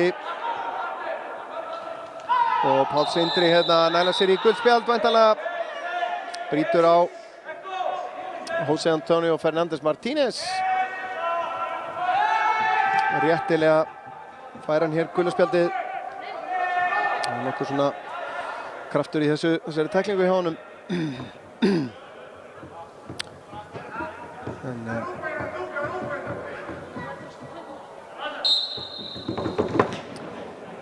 Kemur Kortasits með langan bolta ætlaðan í Bankos sem að fellir við og vill nú fá eitthvað fyrir sinn snúð en fær ekki.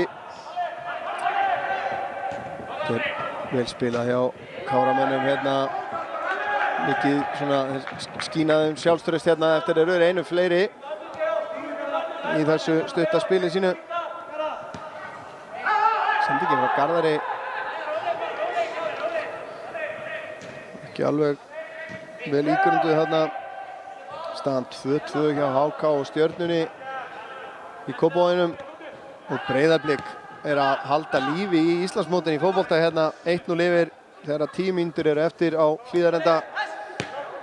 Mikael á Andra sem að næra snúa hérna. Eggert Kári á hlaupinu, tekur hann á brjóstið, fellur svo við og Andri Júl kominn hérna bara einn í gegn og bætir við 4. marki Kára. Þetta var nokkuð slísalegt þarna og Andri að bæta við sínu öðru marki hérna á 80. mínútu.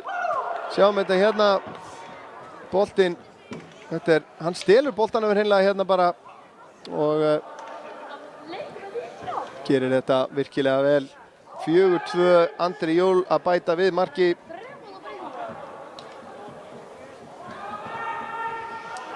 Og þá held ég að við getum sagt með nokkur í vissu leiklokið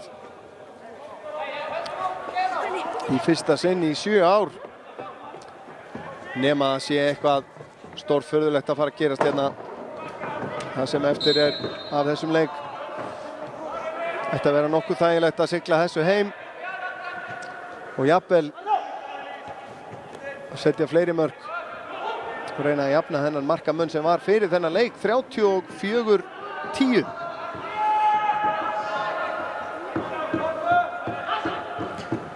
Í sögulegum viðuregnum þessara liða.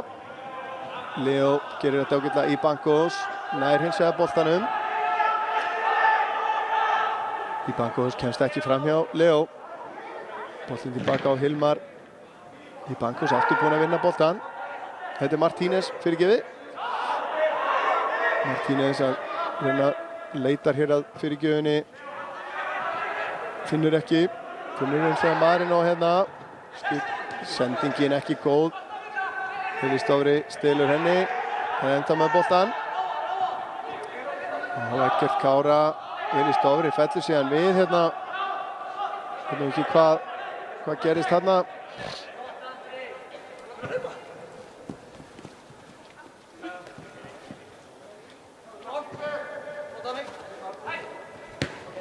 Boltinn tilbaka á Dino í Bankos.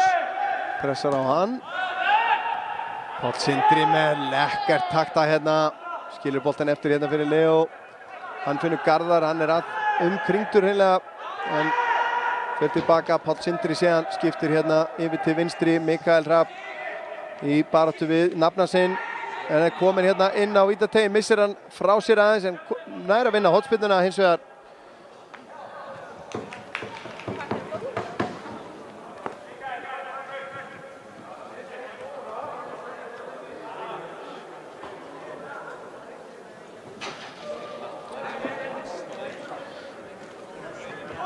Jón með stutta hornspyrnu núna hérna á Andra. Andri hótar fyrirgjöfinni, leggur hann á Pál sem að setur hann síðan á Eggert Kára. Skotið mátt lítið hérna framhjá. Og þá er skiptingar hjá Fjarðabyggðarmönnum. Sjáum aftur þetta skot Eggerts Kára hérna. Nokkuð mátt lítið en sjáum hverjir að fara að velli. Jóhann Ben Mikael, Nathan Robertson og Guðjón Máni Magnússon og þá koma afgangurinn af varamönnunum inn á Stefán Bjarki Sesic nummer 11, nummer 13 Oddur Óli Helgason og nummer 20 Bjartur Hólm Hafþórsson. Sennilega Soran búinn að játa sig sigraðan hérna.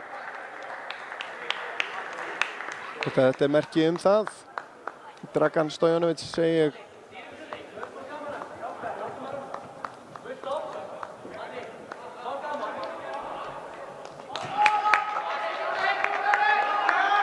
Og einnig skipting hjá Káramönnum. Mikael Hrafn að fara að velli og inn á kemur Árni Þór Árnason.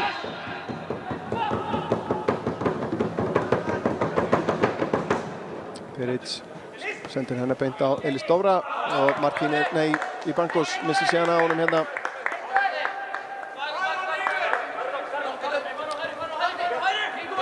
Garðar. Vel gert þarna hjá Hafþóri. Kemur boltanum út af en Andri fær hann hérna úr innkastinu. Skiptir yfir til hægri á Hilmar. Á Andra, aftur á Hilmar. Oddur, hérna Stefán pressar á hann. En Jón Vilhelm gefur sér góðan tíma hérna. Setur hann sér tilbaka á Leo. Nú liggur Káramönnum akkurat ekkert á. Andri lyftur hann hérna upp í hægra horni á Hilmar. Og hér fellur, og það aukaspyrna dæmd á Hilmar Halldórsson. Fór nú hérna nokkuð hátt með fótinn, sýndist mér. Sjáum þetta hérna. Kortasic á undan í boltan og réttilega dæmd aukaspyrna.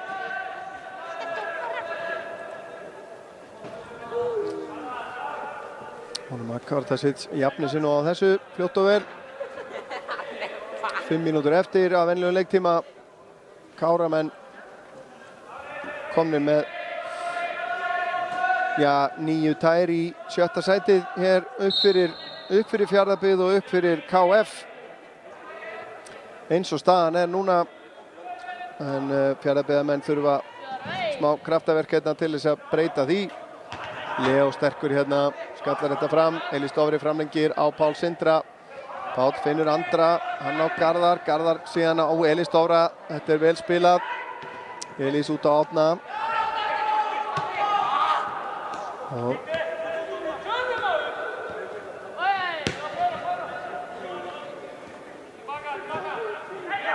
Leo skiptir yfir til vinstri á Árna. Hann tilbaka á Teit. Garðar skallar þetta fyrir Pál Sindra. Nær ekki að komast í gegn. Garðar hins vegar í skotið. En það ágætlega langt framhjá. Stjörnumenn rétt í þessu að komast yfir gegn HK. Í kórnum 3-2 staðan þar. Staðan ennþá 1-0 fyrir Breiðablik á Hlíðarenda. Tilbúin önnur skipting hjá Káramönnum. Sýnist Haraldur Sturluson vera tilbúin að koma inn á.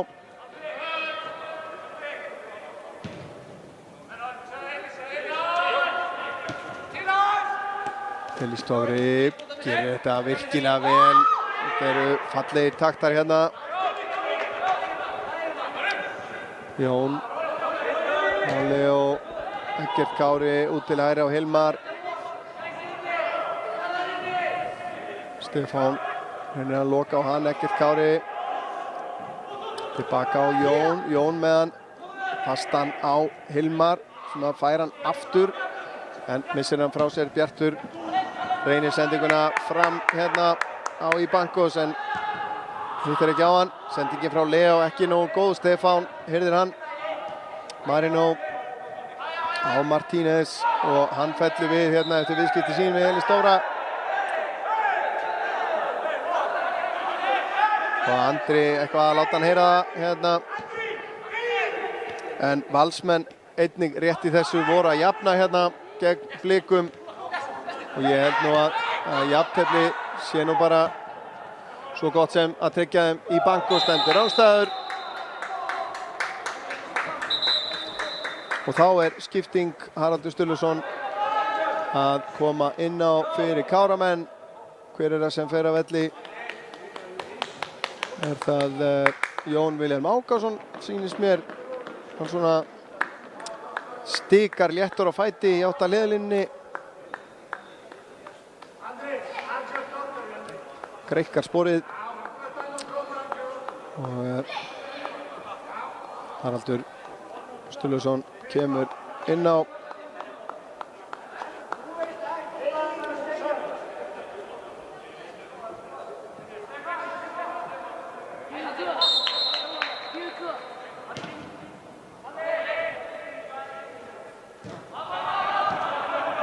Og kemur langur bolti fram, Eggert Kári hérna á auðum sjó, 4-2 hérna. Eggert Kári leitar að mönnum í teignum, boltinn fyrir markið! Og það Elís Dofri sem að kórónar fína leiksinn hér með að pota boltanum inn og bæta við 5. marki Káramanna á 89. mínútu. Ótrúlegt pláss sem að Eggert Kári fékk þarna. Og Elís grimmur þarna í markteignum og potar honum yfir línuna.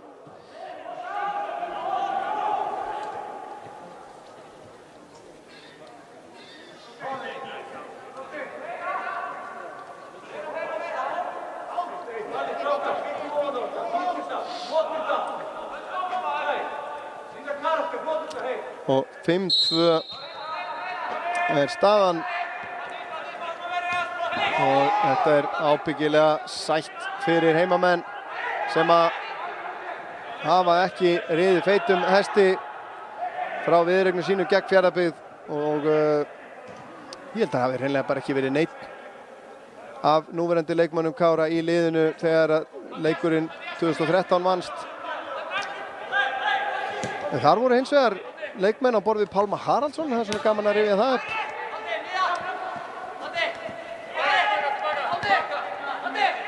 Haraldur, 90 mínútur liðnar. Og Elís Dofri tilbaka á Árna. Leik lokið í kórnum, 3-2 sigur Stjörnunnar. En þá ekki búið í á hliðarenda. Andri á Pál. Andri lyftur honum inn á teiginn, aðeins og hátt fyrir Garðar, boltinn rekkur hérna út úr teignum. Ibancos á Martínez, Ibancos leggur á stað, sjáu þið hraðan á honum hérna. Það sko 91. mínúta, hann leitar að færinu, kemur sér í skotið en það yfir markið. En þvílíkur ógnarhraði á Ibancos hérna. Og nær að finna sér skotfæri en það var mjög þröngt.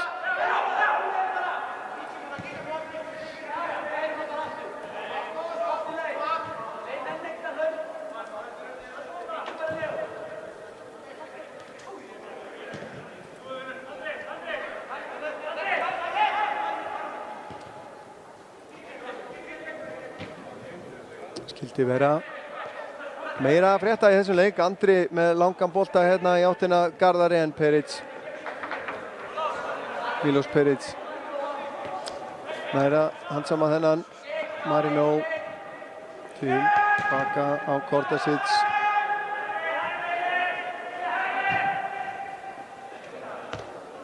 Tvær mínútur komnar fram yfir.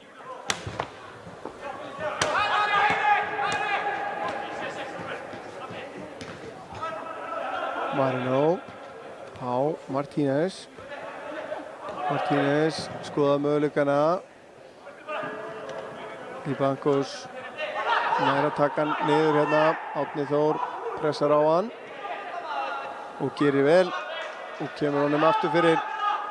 Og hotspyrna hérna, skildu Fjarðabyggðarmenn ná að klóra í bakkan hérna. Leik lokið á hlíðarenda. Valsmenn ná að ná þessum leiki í jafntefli undir lokin.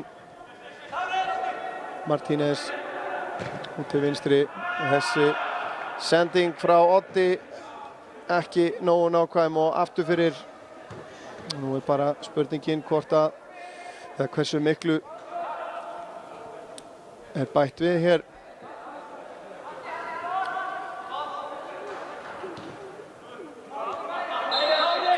Og hér flautað til leiksloka. 5-2 sigur, frábær sigur Káramanna hérna í stórskemmtilegum leik.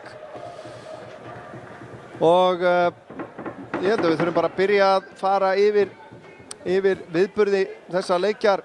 Það var fyrst Rúben Lozano í Bancos sem kom Fjarðabyggðarmönnum yfir á